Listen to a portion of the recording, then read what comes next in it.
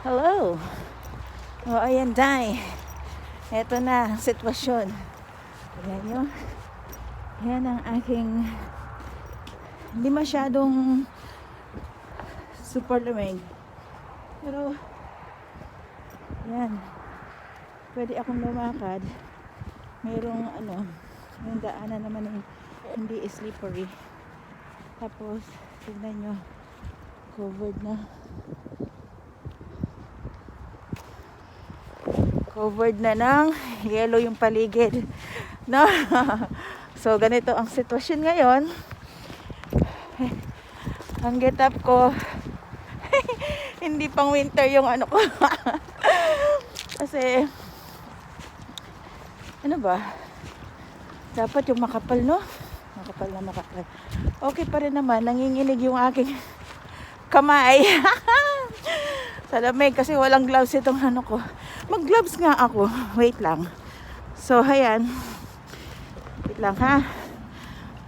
For the purpose of vlog. Oh, nanginginig. Ayan. Ganyan yung ano ko. Ako. Nakita tuloy. Ayan. Ganyan ang ang sitwasyon ngayon. Dito sa Amerika, sa Missouri. Tingnan mo naman ang andyan, sumilay na si Haring Araw. Pero malamig pa rin. Gusto kong maglalakad kasi yung tuhod ko naninigas na. Ay minsan ay kasi sa lamig. Tingnan mo itong tinitignan natin, no? Every time na naglalakad ako. Naalala nyo yun? Wala na. Wala na siyang leaves. Anyway, yan, pinagpawisan na ako. So,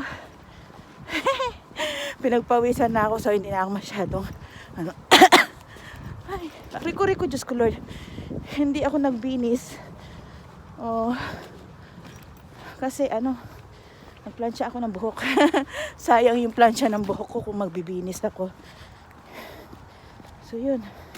Nung kasagsaga ng snow dito, ay naku, hindi ka makapaglakad kasi itong nilalakaran ko to covered dyan ng snow.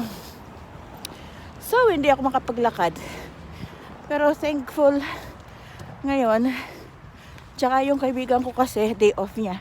Yung kasama ko sa work. Ay, thank you Lord, thank you Lord. At kahit na day off niya, you provide me po na makapaglakad. Yung naman dadaanan ko, malinis.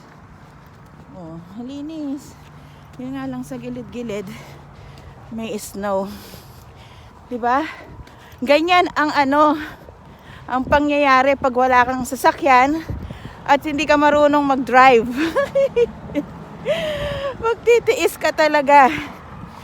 Magtitiis ka. Or otherwise, pwede ka mag-Uber. Kaya lang, wag lang sana akong madulas po. Diyos ko, may basa kasi dito. Yung mga yelong na tuyo. Dahan-dahan. Ayan. Yan lang naman. Ayun, okay. Tuloy na naman tayo. Mga ganyan ba?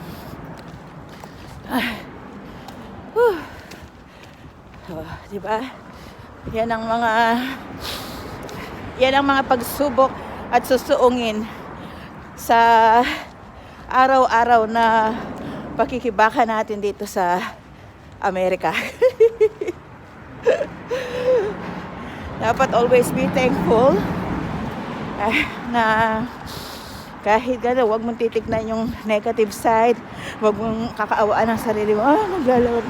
No, be thankful kasi kaya ng Haring Araw, nakakapaglakad ako kasi exercise din yan kahit na 10 minutes lang.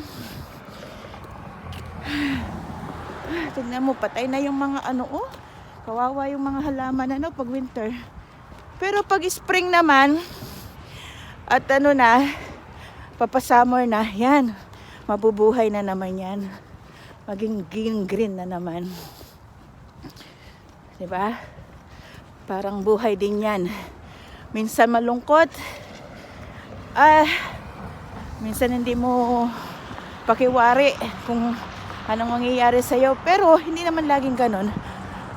Mayroon pa rin pag-asa and hope na pag-asa na hope pa na the next day will be another day, another beautiful day. Yeah.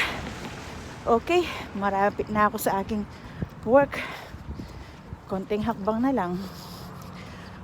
Tingnan mo. Oh. Ayan. So, ganun. Ganun ang buhay dito. Kahapon day off ko, nakapagpahinga naman ako. Kahit papano, nagluto ako ng paksiw.